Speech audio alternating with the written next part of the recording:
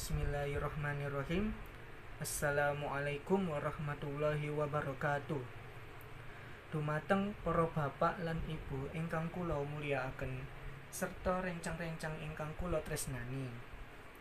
Monggo saderengipun kita aturaken puji syukur marang Gusti Allah Subhanahu wa taala ingkang sampun maringi rahmat lan hidayanipun saengga kita tasih saged ngendikaaken sanajan ing griya piyambak-piyambak lan ditulungi ngangge ponsel niki kangge mbahasaken babagan prakara Covid-19 utawi virus corona ingkang saiki lagi kedadean. Sholawat lan salam mugi-mugi tasih tercurahaken marang junjungan Nabi kita, Nabi Agung Muhammad sallallahu alaihi wasallam.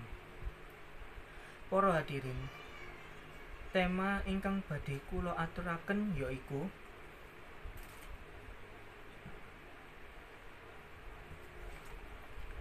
wigatinipun persatuan lan kesatuan kangge ngadepi prakara Covid-19. Kita sedaya sepakat menawi penyelamatan menungso iku tugase anak bangsa.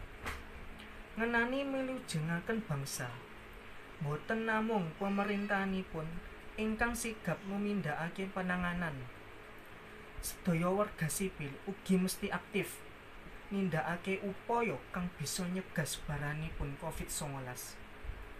Sedaya niku kaiket kuat lan nguataken bangsa Indonesia saweg sawani musim Covid-19. Saredanten punika kita sedaya boten angsal sawananipun kalian panik.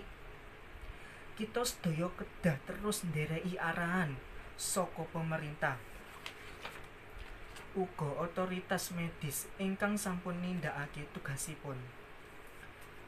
Para hadirin, monggo numindakake menapa ingkang sangu kita sedaya numindakake senaos punika namung muawi badan wonten ing griya kangge njagi kajengipun wabah niki boten tambah miyar. Sampun sakedahipun bangsa niki nunjukaken jarwi palih persatuan lan kesatuan. Damel ngerahaken samukawis daya lan upaya ing nginggili prakara non alam niki. Cekap semanten ingkang saged kula aturaken, mbok bilih wonten kalepatan kula nyuwun agunging pangapura. Wassalamualaikum warahmatullahi wabarakatuh.